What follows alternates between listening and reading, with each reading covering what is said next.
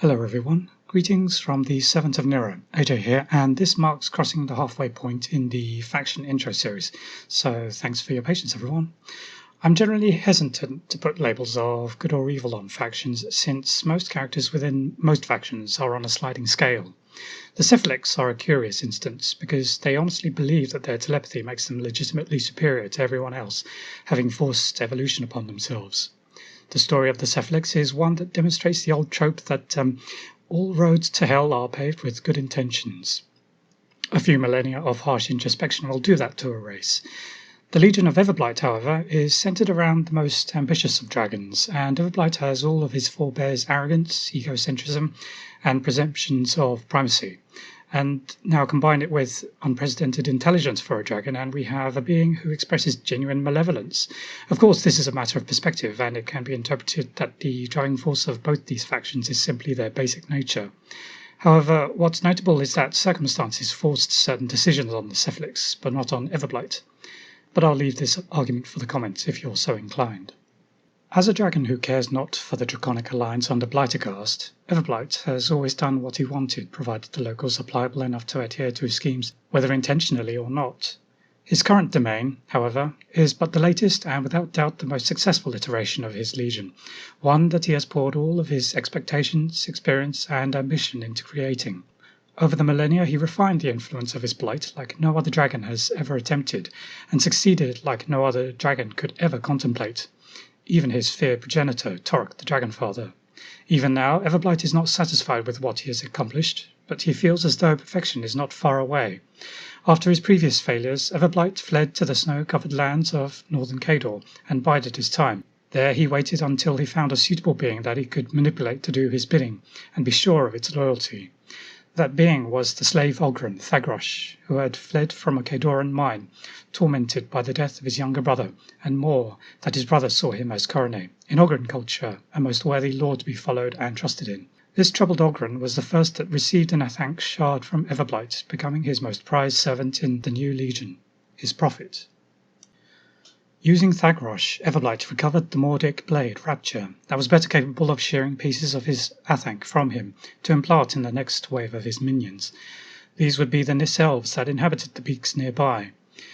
Already a traitorous figure among the priesthood and many tribal leaders, Vale Helir was easily seduced by the promises of power and led many Nyss to fall to Everblight's sway. At her command, they killed many of their priests who resisted the temptation of the Blight's power. Some did not receive the choice at all, blighted by consuming dosed water from rivers into which Vale and others had let their newly blighted blood fall. Those who were not so turned, able to remain loyal to the Fane of Nyssor, struck back at their blighted kinsfolk, but were eventually driven back. They and the Fane's surviving priests fled south, bringing with them as much of their lore as they could carry, among other things. Despite this small exodus of the untainted Nyss, Everblight had achieved his purposes, and in a very short amount of time he had an army at his disposal, thanks to the rugged lifestyle of the Nyss that lent itself to soldiery, and practical martial traditions in its expert hunters and greatsword-wielding defenders. The Nyss, while having strong sorceress traditions before the rise of Everblight, had no history or predilection for either warlocks or warcasters, their magic born from affinities with ice as befit the children of Nyssor the Winterfather.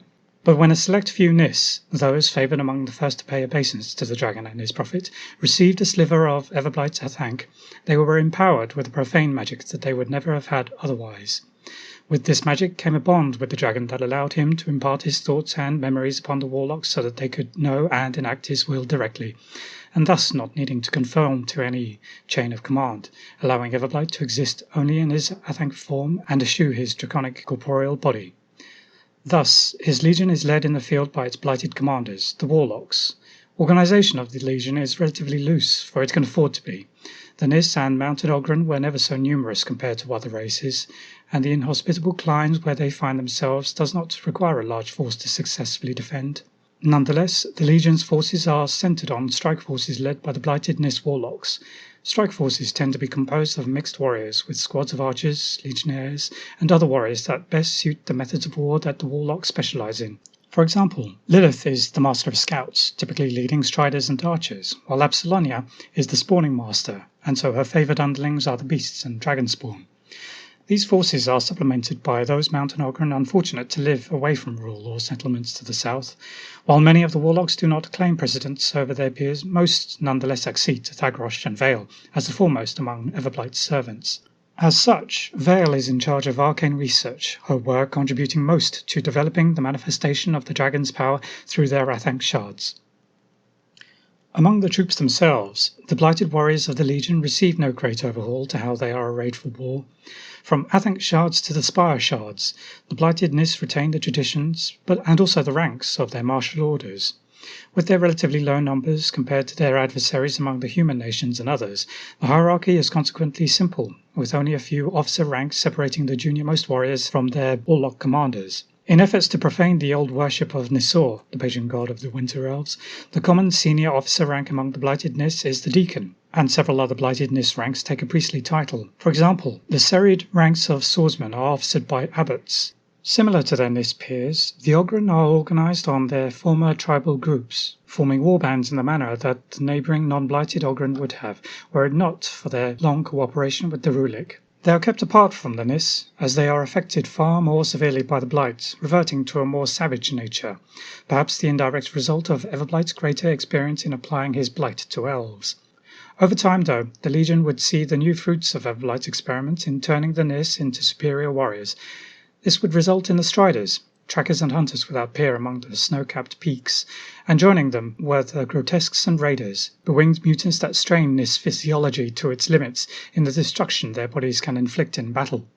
But none are so more anathema to nature than the beasts that the Legion fields. No race, no faction, no nation can comprehend the horror of the Dragonspawn, whether their terrifying birth, their brutality in life, or their unnaturalness in death. Like his control of the blight he spreads, Everblight's Dragonspawn are a product of millennia of trial and error, for he has been perfecting his creation of these beasts of nightmares since the earliest days of the Warlord era. It was his influence and his Dragonspawn that led to the rise and the expansion of the Maud realms, and for his latest legion, the beasts that he confers to the Warlock's control are a combination of old design and new, combining what has worked well in centuries past with ever newer ideas. The Dragonspawn that the Legion sends out for the purposes of infestation and ruination are machines in all but name, alive only in the most basic way, conscious and sentient in the same manner as a warjack. They are aware of their surroundings, but do not act until commanded to by their warlock or through their instincts, the subtlest of Everblight's developments, making them able to undertake their designated task and purpose with frightening ease and efficiency. Most Dragonspawn are raised by the power of the Warlock's blighted blood spilled with the intent of creation, but this quickly drains the endurance of any Warlock, so such beasts are supplemented by the flesh of corpses crudely moulded and gifted with the blight in spawning vessels. However, most horrific of all, if the peoples of the civilized world knew, are the Nephilim. Thanks to his influence, Nyss mothers progress through their pregnancies at an unnatural speed, but every so often an expectant mother is selected to take a special draught of Warlock's blood, infusing their entirety with blight. The resultant child is no child, but an immature Dragonspawn mutant. But it matures quickly enough, retains the soul that it was conceived with, while combining the martial ability of the Nyss with the strength and tirelessness of a beast of war. Other experiments have yielded useful results as well, some of which have remained unchanged over the millennia, such as the Teraph, diligent guards of his lair while he schemed with the Maud, the Rake, when an enemy enraged him such that death was not punishment enough, and the Angelius, a gift and warning both to his vassals, a powerful and elegant beast, precise in battle, but also a reminder that Everblight was the real master. But such beasts, both new and old, were soon not enough for Everblight, and he needed new, better, stronger Dragonspawn to exert his dominance fully, and to be able to contend with Torok. When fate granted him a boon from an unlikely corner, in the form of some intelligence given to Thagrosh by an eldritch in service to same said Torok, it provided an opportunity which he took without hesitation. This led to the defeat of his brother dragon Pyromalphic at the Castle of the Keys, and with this victory Everblight had new materials to experiment with, allowing him to create something closer to the idealized manifestation of a draconic beast, the Archangel, a Dragonspawn unlike anything that came before it, its flesh crafted from the remains of the fallen dragon and mimicking its form. Even so, Everblight has recently taken to being more brutal with the crafting of his servants, impatient in his quest towards crafting a perfect weapon. His recent experiments have given rise to a new race, while Bethane, so treasured among his blightedness warlocks, has become something else entirely. The Cephalyx are also no stranger to mutation, but they are unaccustomed to such sudden and drastic changes. They were human once, thousands of years ago, but any vestige of humanity in them disappeared along with their desire to live what the civilized would call a healthy social existence.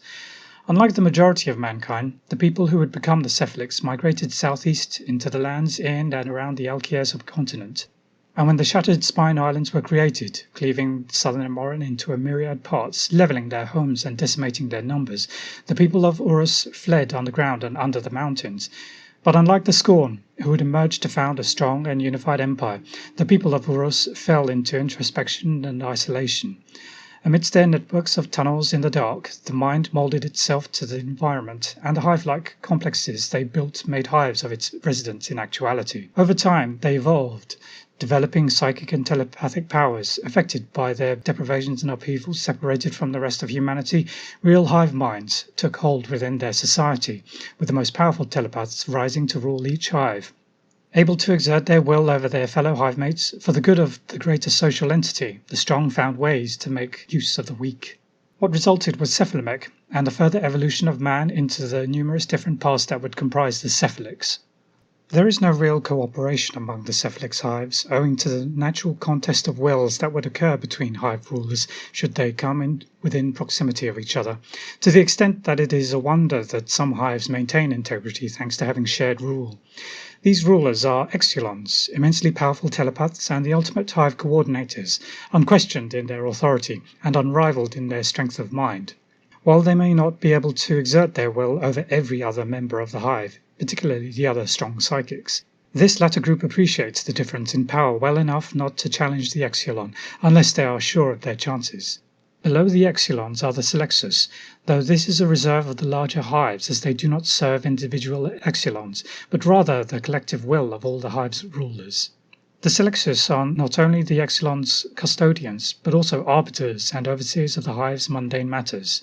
Said mundane matters are the realm of the Aculons, who, unlike their Selexus superiors, do serve particular Exulons directly, their duties allowing the Exulons to concentrate on more impactful matters.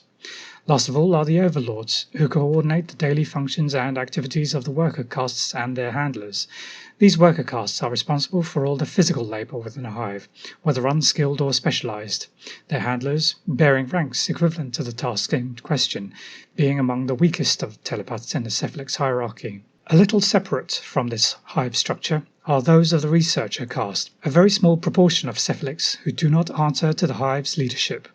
Cognifexes and Mechanifexes are among the hive's strongest minds, sometimes able to rival an Exulon in power, but choose not to do so that they can carry out their research, having little interest in the administration of the hive.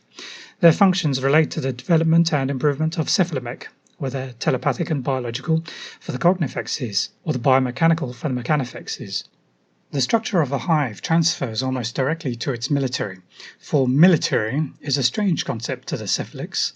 As a result, they merely take logical steps in converting what is used to subdue their inferiors in the hive to subdue their enemies in battle.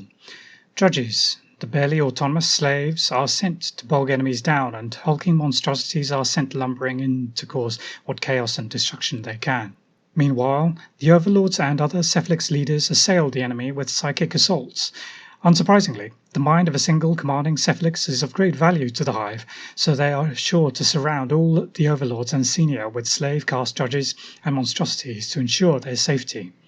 These slaves are kept in line by drugs, mechanical modifications, and mental conditioning that makes them absolutely receptive to the psychic commands of their masters.